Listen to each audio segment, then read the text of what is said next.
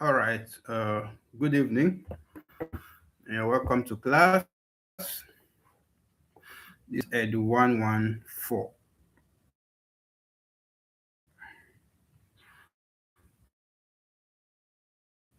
Nigeria. Uh, we've done some important parts in this course. The course started with just as a form of revision. We started with the introduction to the history of education in Nigeria, and we tried to talk about the meaning of the term history. Excuse me. And during that time, we were able to, you know, conclude that history is not just a fabricated story. History or historical records are accounts that are presented in sequential, coherent, and consistent systematic order. So we were able to, establish that fact about the word or the term history. Then we'll talk about sources of history, if you can still remember them. We mentioned the primary source, that is someone who is an eyewitness. The secondary source, a report written by an eyewitness given to someone else. And then we talked about the concept of education. From there, we moved on to the forms of education that we have. And we talked about the formal education, we talked about the informal education, and the non-formal education. And at the end of it all, we talked about the concept of history of education. We also talk about the importance of history of education, and that was all we did in Unit 1. And in this Unit 2, our concern is Nigerian traditional education. Nigerian traditional education. In this unit, we'll be talking about the philosophy of traditional education, the aims, the characters, and content. So we're looking at traditional education in all of its entirety, starting with the philosophy that supports traditional education, the aims, that is the long-term goals, the characters, how it behaves, the content, what it contains, and the method of teaching it. And then we'll talk about the stages of education in the traditional Nigerian society, which of course starts from infancy, childhood, adolescence, and adulthood. We'll also look at the advantages and disadvantages. So, as a form of introduction to this unit, so you know what we are up to here, education serves as an instrument for the development of both the individual child and the society. Education, which serves as an instrument for the development of both the individual child and the society, is not new to any race. Every society, irrespective of time, people, or place, has evolved one education system or the other. Before the introduction of Islamic and Western education, respectively, in Nigeria, there had been a traditional system of education. This education is still relevant in the society today. This unit, therefore, examines the philosophy, aims, characters, content, method of teaching, stages of development, advantages and disadvantages of Nigerian traditional education. And that is a form of introduction to help you understand that there is no society that have ever existed without a form of education. So even before the introduction of some major educational system like the Islamic education or the Western education that we now embrace so dearly. We as a nation or as a people, we have been practicing some levels of education before then. So, what are the things we are supposed to do? To know by the end of this unit, we should be able to state the philosophy of Nigerian traditional education. That's very important. And I believe by now you can relate to the importance or the meaning of philosophy. The reason why there seems to be a philosophy backing up almost everything that evolves around the concept of education. Then list at least four aims of traditional education and mention some basic characters of traditional education. We'll also be able to state briefly the various stages of education in traditional society, and then we'll be able to give three advantages and three disadvantages of traditional education. So, to answer the first concern, the first thing we are meant to learn, which is the philosophy of traditional education, we are going to read this this part 3.0 in order to understand that. But just like we usually do, we will try to read what they have here as form of story.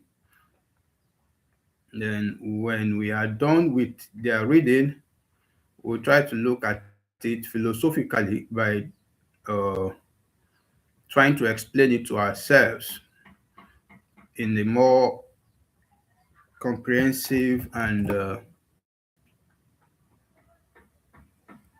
understandable way. Now, let's see what they have for here about philosophy and see what we can make of it. Philosophy of education. Okay, it's so obvious that I'm the only one in class today. I want to believe that you are actually busy at the moment. Okay, philosophy of traditional education in Nigeria. Please pardon me to do what I want to do to see. And I don't really know why you're not here yet. Seems today is a busy day. Now it says in this context of philosophy, in this context of philosophy, we refer to the people's way of thinking, beliefs, things, and doing things. You know that when we were talking about the meaning of philosophy, okay, I said that we will not jump to to explanation. Let's read everything that is there first before we start explaining. Okay, in this context of philosophy, excuse me, we refer to the people's way of thinking, feelings, and doing things. Philosophy of education varies from one place, time, and people to another. It is not static and so not peculiar to only one race.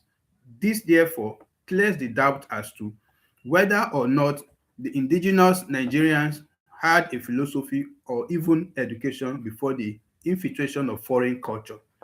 There was enough concrete evidence to prove that there existed well-organized ancient city-states across the various parts of what is today known as Nigeria.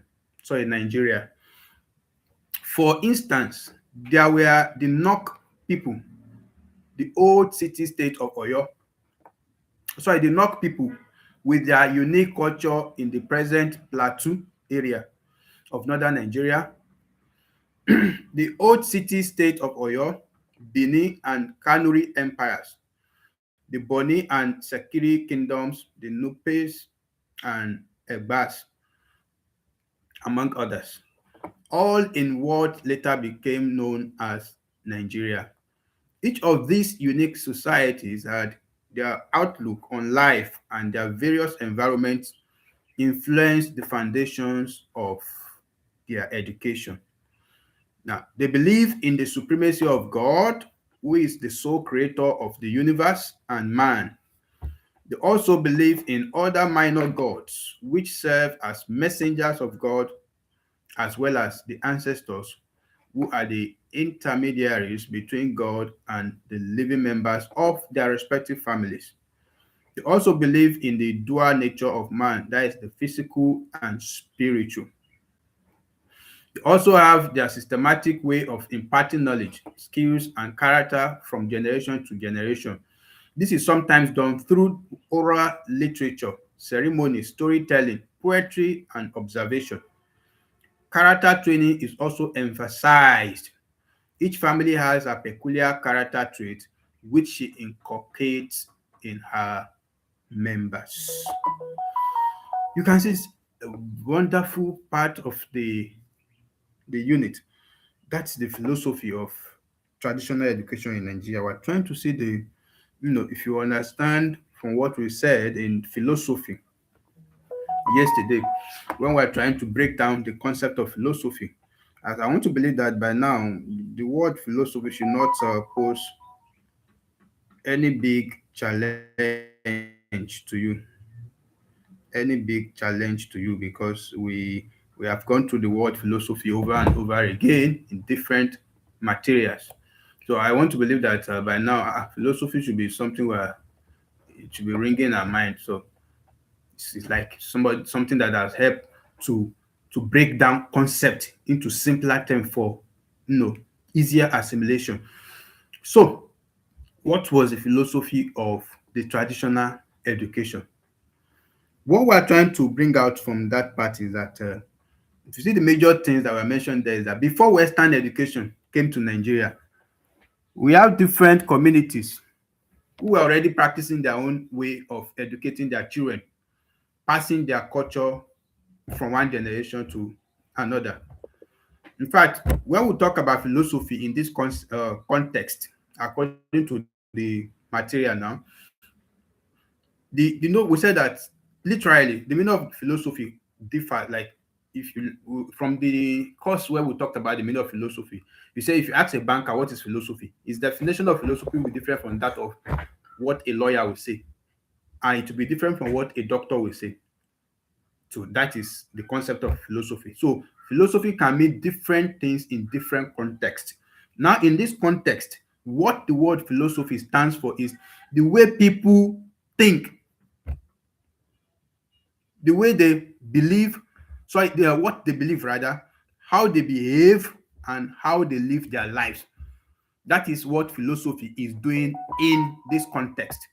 So when we say the philosophy in this context is talking about how the way people, you know, mm, behave, the way they think, the way what they believe, the way they feel, and of course the way they do things.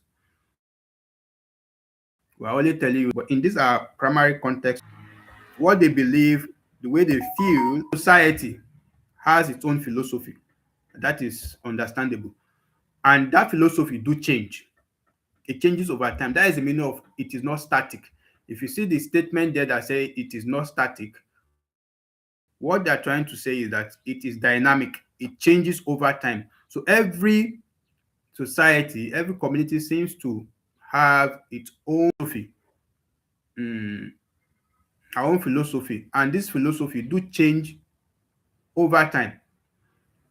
So philosophy is not limited to one person or to one country alone or to one race because it changes over time. Now, what we are trying to bring out from this philosophy of traditional education in Nigeria is that before the Europeans came to Nigeria, before we even start talking about colonialism or anything, education existed in Nigeria. And then we have several examples in which we are able to, lay claims to the fact that education existed in Nigeria even before the issue of European, you know, uh, coming.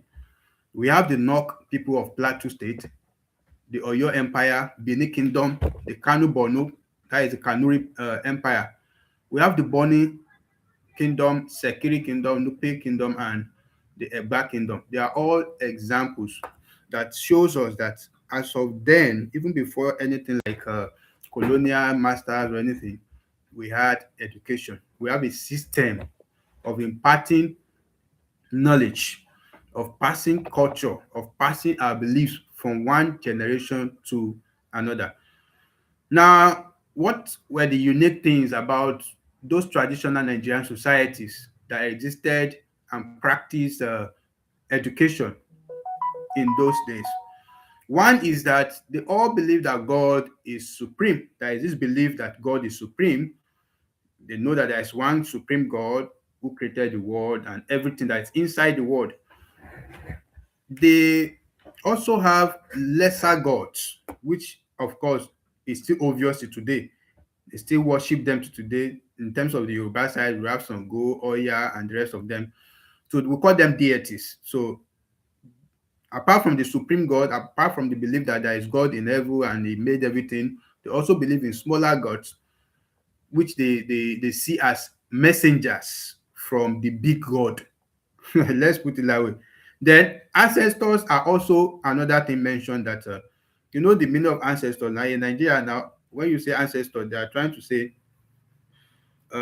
maybe forefathers or ancient uh, fathers of a particular lineage that have gone beyond, that are no, they've been laid to rest. So they believe that their ancestors acted as intermediaries between God and the living members of that family. So they like, now if something is wrong, we may call on our ancestors because we believe that the ancestors are already in front of God. So they could help us to talk to God directly to intervene in world situation we find ourselves at the moment. So man has two parts. They also believe that man has two parts: the physical part, the one we can see, and the spiritual part, which is the invisible part, like the soul. Now, they also uh, try to create or give us examples of ways in which those communities then passes or train their young ones or practice informal education. Then they practice informal education then through storytelling, like elders doing the moonlight story.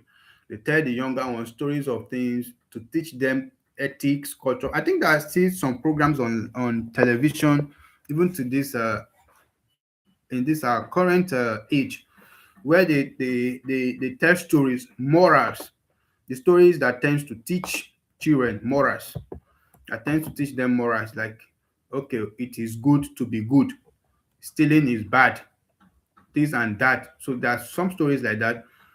So they also use things like songs, poetry, proverbs, observation, practical work, ceremonies and festivals, and so on and so forth. Now,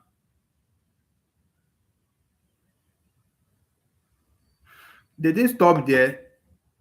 This traditional education then tends to build good characters, good characters in the people of those time, sorry, of that time. And then like their children were being taught honesty, maybe through storytelling, through proverbs and the rest of them, respect for elders, hard work, obedience, kindness, courage, even responsibility and good manners. Those are the things they passed to their younger ones then. So that is all on philosophy of education. Well, of traditional education in Nigeria. We have an exercise. What is the traditional belief of your people about God? That's a personal question. And how is character or morality taught today in your community? I don't even know if that is still in existence, but if it is, then there should be a way they are teaching it in this generation. But in the former age, it is being taught through informal education in several styles and methods, like storytelling and the rest of them, like we mentioned earlier. So that is philosophy of traditional education.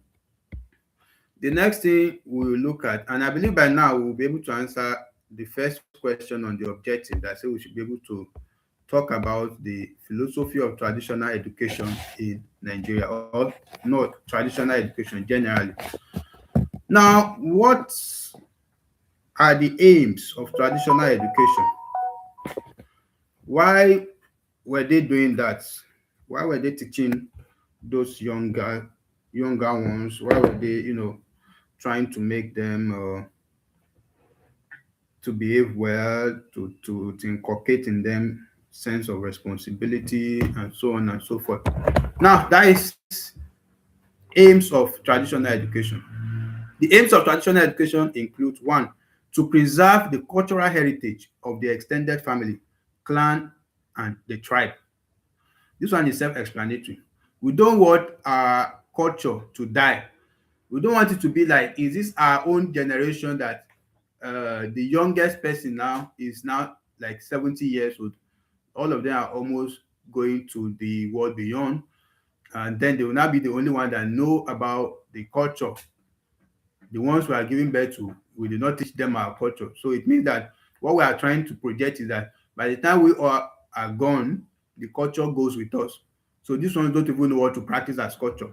So in order to preserve our culture, we must teach those children traditional education. So preservation of culture is the first aim of traditional education. The second one is to adapt members of the new generation to their physical environment and teach them how to control and use it. In fact, this place I'm reading now is making me feel like we have done this before. It's making me feel like we have done this part before or something similar to it. So to adapt members of new generation to their physical environment and teach them how to control and use it. I think it's under philosophy of education too that we've done this or something like that. So another one is to explain to them that their own future depends on the understanding and perpetuation of the institutions, laws, language, and values inherited from the past. I think we have done this before. We have done this. Why do I like repeating classes like this? Oh God.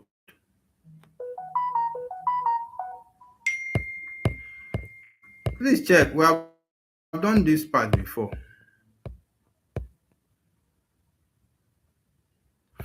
I only don't know if we have done content of traditional education. But that place I'm reading, it's just recalling to me now that we've done it before.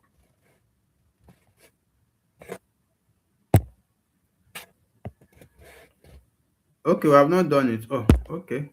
Probably we've done something similar in another course. So it's trying to bring confusion now. Okay, so the aim is that one, they have the preserve culture, that's preservation of culture. Two is adaptation. They adapt the new generation to their physical environment. They have a sense of belonging to that environment. And then to explain that the future of those new generation depends on how well they understand their laws, their language, and their values, which are already in existence before they were born, which are in existence before they were born. Now, the aims of traditional education can also be grouped as follows. Can also be grouped as follows. Mm, Not done it, sir. It's just that the reference, they are using the same set of people as reference in all the material. I think I get the situation now. All right. So the aims of traditional education can also be grouped as follows: to perpetuate but not to change the cultural heritage of the clan, to prepare and equip children with the required knowledge, skills, mode of behavior, and beliefs for playing their roles in adult life. Another one is to inculcate a sense of belonging, just similar to point 2 above. Then to discipline the child, to mold his character and to inculcate in him desirable moral qualities such as scalability, solidarity, courage, humility, as well as obedience. Now, these are just things we can naturally relate to because you are a parent too. You train your children on moral ethics, traditional, your culture, your tradition, and all those stuff. So there are things you naturally know that when you are why you are doing that is that you are trying to inculcate in them a sense of belonging. So when they are talking about Yoruba maybe in town or in the society or anywhere they find themselves, they have this sense of belonging that I am a Yoruba person too. But if you just give birth to them, you don't even tell them anything about culture. They don't even know what they are, whether they are Hausa, Yoruba, or Igbo. That is a very, very, very bad thing.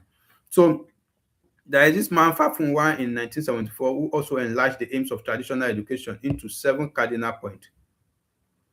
And the 7 cardinal points he gave us, he said latent skill, character, respect for elders, intellectual skills, uh, specific specific vocational training, and to develop healthy attitude towards honest labor, to develop a sense of belonging and participate actively in family and community affairs, and to understand, appreciate, and promote the cultural heritage of the community at large. I am strongly convinced that we have done this before. We have done it before, but no problem. So let's go to characteristics of traditional education. Some of the basic characters of traditional education in Nigeria are as follows. Now, I want to look at the behavior of this traditional education we are talking about. One is that the education is a collective and social activity. In other words, almost everybody is involved in the training of the child. We have done this thing before.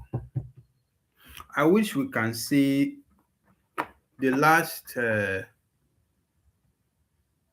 EDU114 that the last class on that particular course. Okay, let me see. Let me do something. Just give me like 2 minutes.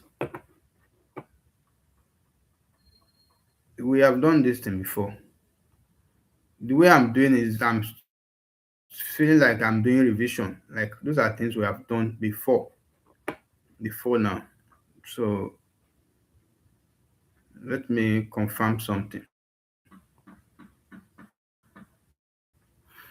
I want to share my screen and confirm something. Where did we stop in the last video? So we don't just keep doing the same thing over and over again.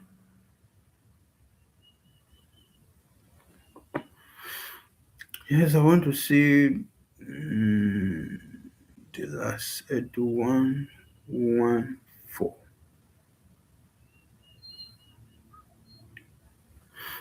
And the 114 that we did last. Okay, this one is still live now. Then the ones we've done before. Please just give me 2 minutes. We need to rectify this. I am feeling like I just want to confirm my doubt. It's thinking like we have done this a whole lot before. Okay, this was the one we did 7 days ago, and I will just take it to the last part and see what we've done.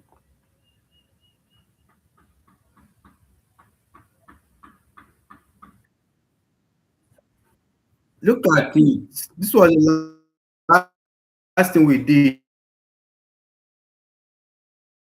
It makes I'm doing revision. We have done this before. Look at the last class. We have done it. Look at it. It's looking like I'm repeating something I've done before. So I'm having that feeling that, in fact, we got to the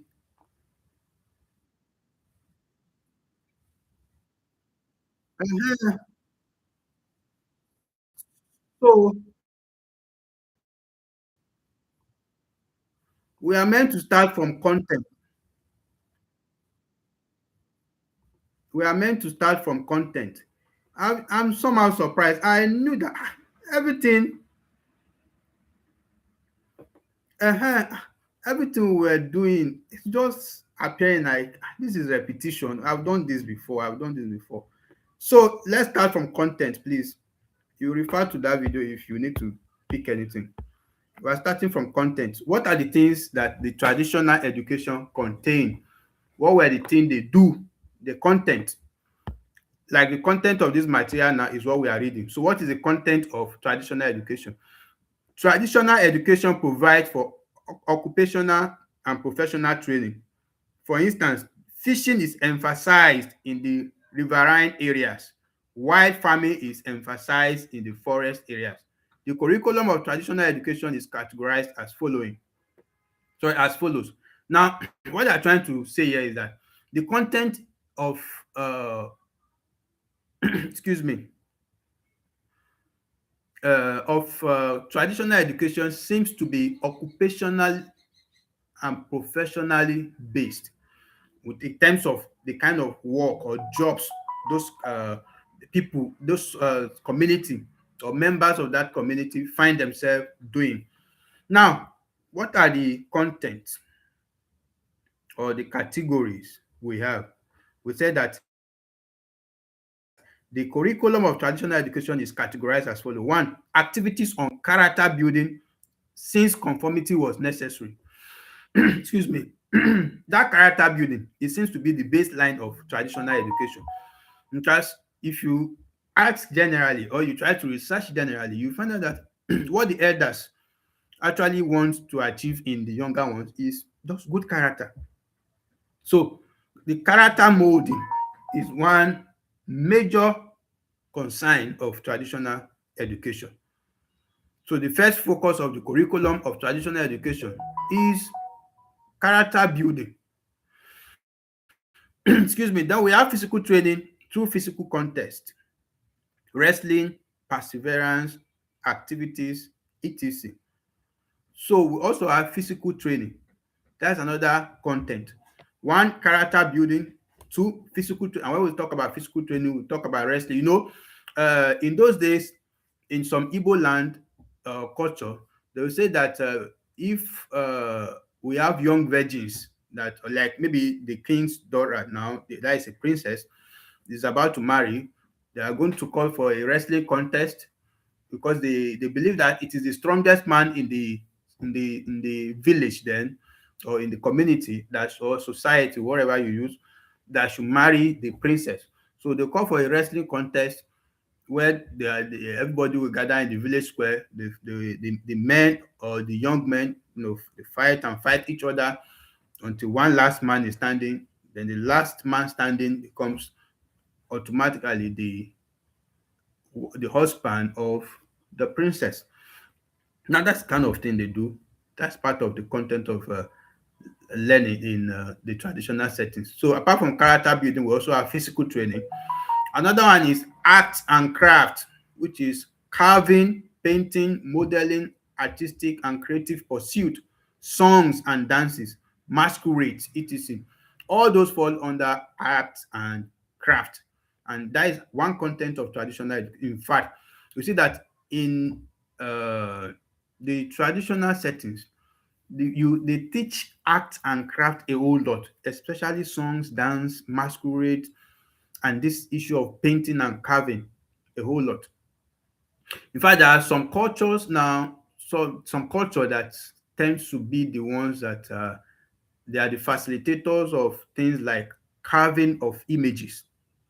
There are some people that I don't know if you understand what I'm trying to say. That there are some people that say, the Yoruba people, they are very good in this thing. They are the one that normally do this thing. Oh, the Igbo people, they are the one that normally. So there are some things like that that are unique to some cultures, some particular culture, some particular society of people. So the first content is what? Character molding.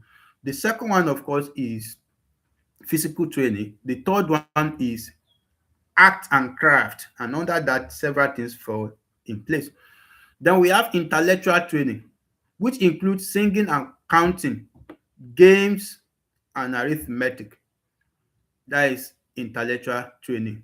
Yes, that takes place, of course, in the traditional education settings, because in most cases you may need to engage your child in some counting of items, uh, go, there is this thing they usually do for us then, if I still remember. They say that they intentionally ask you to go and count something. They probably will feel like it's going to be challenging to you, but in their mind, they are trying to train you intellectually so you know how to count. So it all happens like that. So even intellectual training takes place in traditional education. Then another one is study of facts about natural environment. Like a father moves about with his son, introducing him to names of different objects, plants, animals, and trees. This one happens a whole lot. You see all those elderly ones, they always like to show their clearism. That means their professionalism in most of the things they are good at. So when they see younger ones around them, learning starts. Sometimes when you are going, probably you are just trekking along the path with your father, even at this your age, as old as you may think you are, if you are to be on a journey, just a foot, let's say a walk with your daddy, even at this age, you will still notice that he'll be telling you things. He can be telling you, away lay you, this is what they used it to do. It was the one they used to heal my father then. When he had a wound, we just squeeze it. You see, it's only the water you need. Just put it small on the wound will dry. Those are they like doing those kind of things. They will tell you a whole lot of stories, a whole lot of stories, all the things that you can't imagine. They'll tell you, we do this, we do this, we do that, we do this, we do this. This is what you use this one to do. If somebody is this, you do this one, you mix this one with this one. They're just, in fact, a form of medicine, kind of teaching you medicine. So a study of fact about natural environment, uses of each of those things they teach you.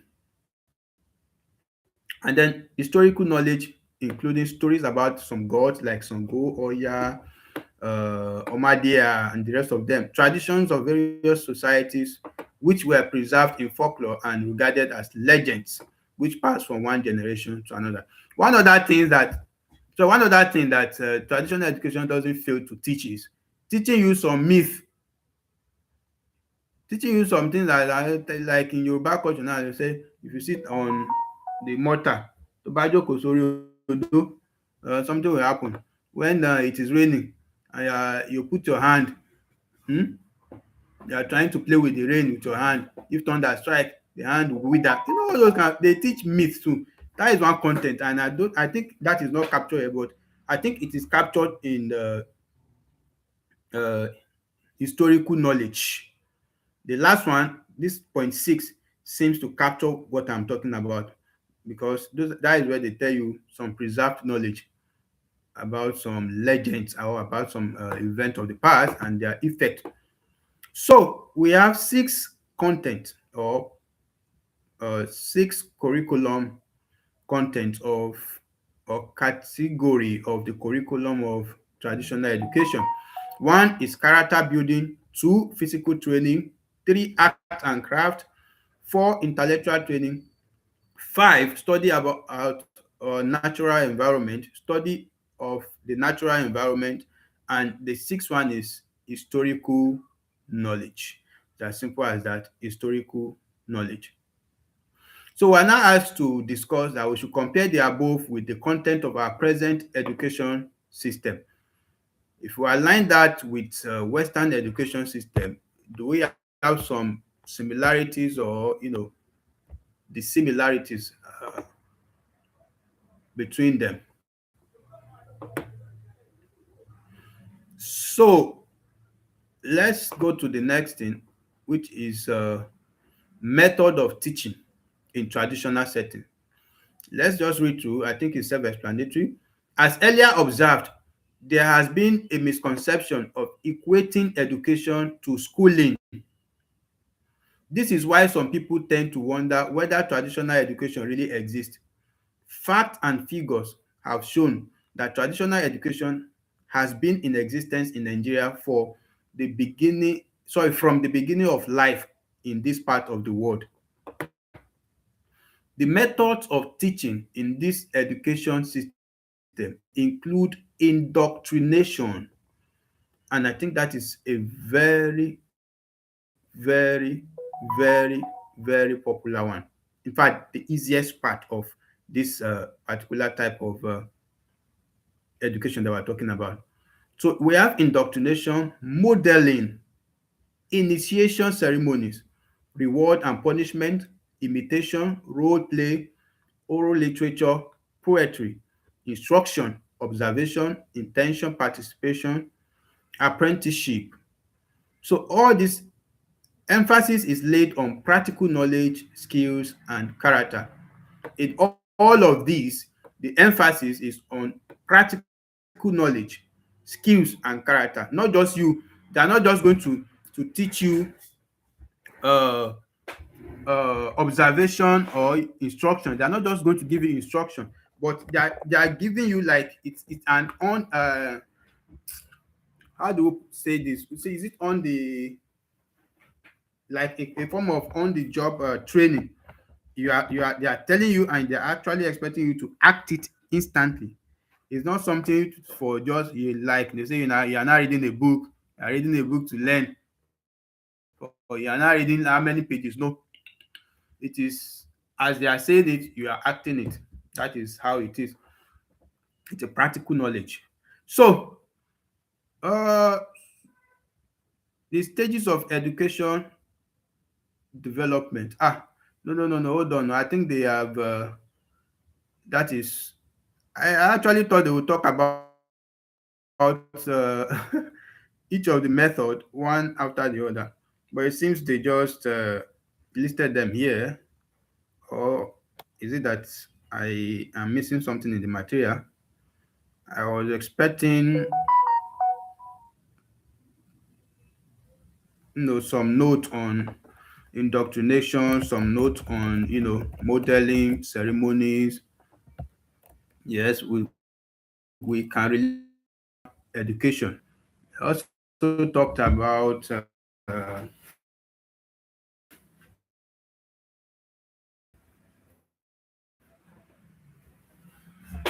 punishment, reward and punishment, imitating what the elderly ones are doing. Then we have oral literature, word of mouth, poetry, instruction, emphasis. Then apprenticeship. This apprenticeship is very common. Even till today, it's ongoing. They will tell you they put in fact all those especially in the Yoruba culture they will say ìyá alágbájá even your elder sister she went and learn how to cook in mama alágbájá shop when she all those kind of stories like apprenticeship. They will just put you with someone so you serve that person by learning the trade that the person is actually practicing. So you are serving, you are also learning, and then the person becomes like your mentor who's going to mold your behavior and the rest of them. So this method seems to be just natural. Like all these methods that are listed there, they appear to be natural. Like these are just like natural things, like they just fall in place naturally. But that is how we learn our tradition. That is how we learn our culture. That is how we learn, the way the meaning of philosophy in the context of this class is the way people think, the way what they feel, and how they behave. Mm, uh, Now, indoctrination means when children are taught to accept and follow beliefs. Like this is what we like in your house now. There will be some doctrines that are peculiar to only you. Maybe you and their daddy, there is, oh, sorry, is my screen not showing? If my screen is not showing, that is network. That is network. I did not stop sharing my screen. That must be network. Okay, maybe.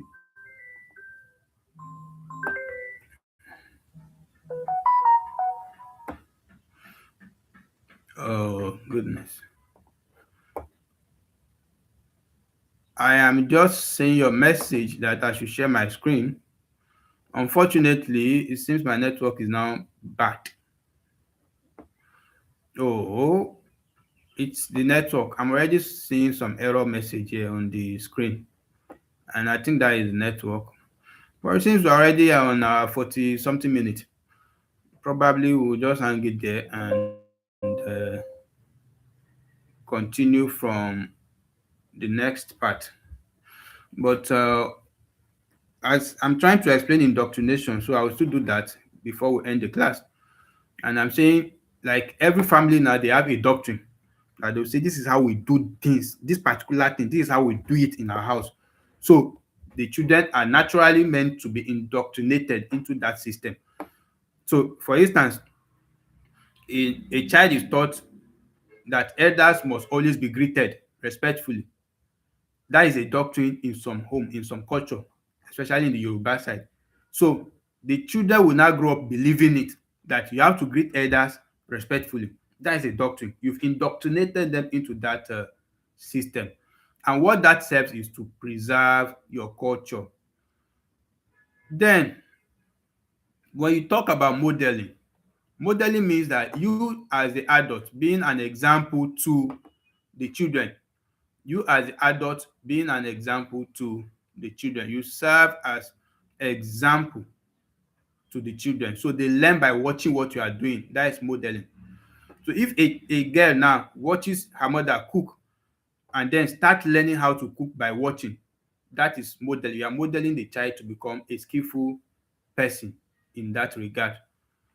Then we have initiation ceremonies. Those are like special ceremonies where young people are taught things like what they should know, their responsibilities, the community values, like moral behaviors too, and even cultural practices. So we are then for reward and punishment. When they reward good behavior and of course punish those that are behaving uh, against the norms of the community, that is a way of teaching.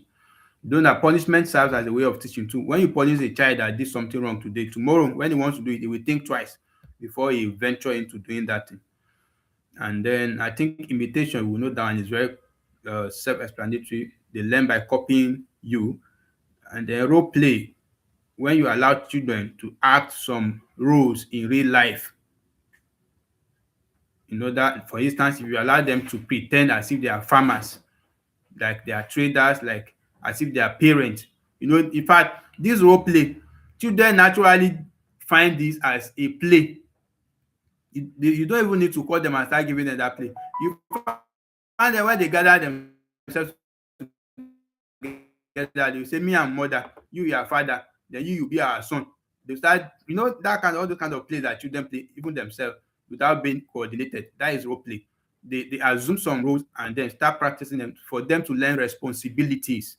That is the importance of that. Then we have oral literature, and that is just you passing knowledge to the younger ones with the word of mouth, maybe through stories, through some myth, folklores, and legends, and the rest of them.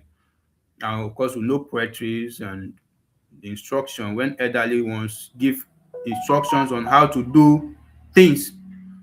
Observation, that is children carefully watching adults perform things or different activities before trying them themselves.